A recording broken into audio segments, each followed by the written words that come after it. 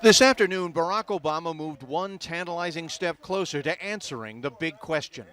I made the selection, and that's all you're going to get. Campaigning in Virginia with a possible choice, Governor Tim Kaine at his side, Obama would not say who he's picked, but told Harry Smith of The Early Show how he decided.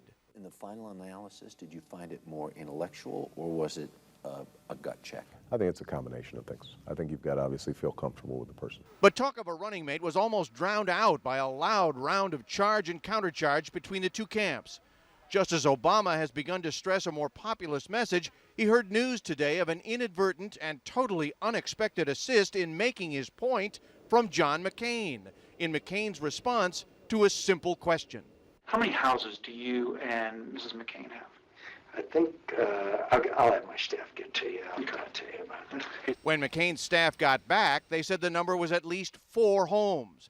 But it turns out the real number, according to an independent watchdog project, is at least 7 homes.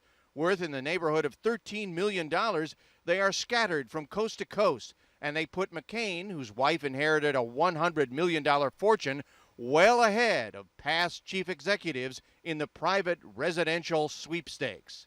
Obama jumped on McCain's remarks.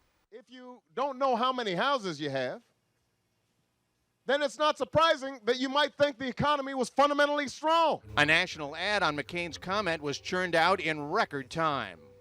7 houses. And here's one house America can't afford to let John McCain move into. McCain's housing advantage could complicate attempts to cast Obama, who owns $1 million home in Chicago himself, as an out-of-touch, arugula eating elitist.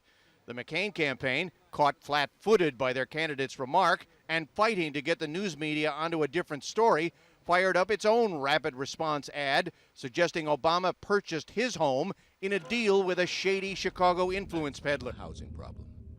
What's more, argued McCain's people, Obama made $4 million last year and is in no position to complain about McCain's wealth, except that even by McCain's own definition, $4 million would not make Obama rich. Define rich. How about $5 million? Obvious concern to Republicans is that the discussion of McCain's wealth comes as many voters are dealing with foreclosures and high gasoline prices. The McCain campaign is clearly nervous that their candidate's own words will now come back to haunt him, and a campaign operative tells CBS News that they plan on fighting back by possibly attacking Obama's past associations, including the Reverend Jeremiah Wright. Said this operative, the gloves are off. Maggie? We know that. CBS's Dean Reynolds. Thank you, Dean.